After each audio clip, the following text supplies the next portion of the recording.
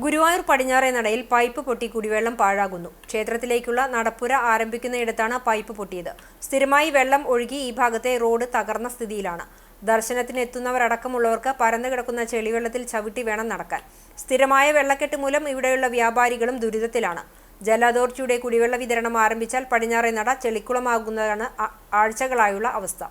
ഓണത്തിരക്ക് ആരംഭിക്കാനിരിക്കെ എത്രയും വേഗം പൈപ്പ് നന്നാക്കി പ്രശ്നം പരിഹരിക്കണമെന്ന് കോൺഗ്രസ് ആവശ്യപ്പെട്ടു. നഗരസഭാ പ്രതിപക്ഷ നേതാവ് K P. Udayan, councillor CS Suraj, മണ്ഡലം പ്രസിഡന്റ് OKR മണികണ്ഠൻ, നേതാക്കളായ ബാലൻ വാറനാട്ട്, VS നവനീത്, ശശികുമാർ പട്ടത്താക്കിൽ, VT ഷാജൻ എന്നിവർ സംസാരിച്ചു. എല്ലായിടത്തും പരാതികളുമായി സമീപിച്ചിട്ടുള്ളതാണ്. വളരെ നിഷേധാത്മകമായിട്ടുള്ള ഒരു സമീപനമാണ് ദേവസ്വം ഭരണ സമിതിയുടെ ഭാഗത്തുനിന്നും വാട്ടർ അതോറിറ്റിയുടെ ഭാഗത്തുനിന്നും PWയുടെ ഭാഗത്തുനിന്നും അടക്കമുള്ള മേധാവികളുടെ ഭാഗത്തു നിന്നും ഉണ്ടാവുന്നത്. ഭക്തജനങ്ങൾ അടക്കമുള്ള നാട്ടുകാർ വലിയ ദുരിതമാണ് അനുഭവിക്കുന്നത്. എത്രയോ ജലം പാഴായി പോകുന്നതോടൊപ്പം തന്നെ ആ റോഡ് കൂടി വലിയൊരു നാശത്തിലേക്കാണ് കടന്നുകൊണ്ടിരിക്കുന്നത്.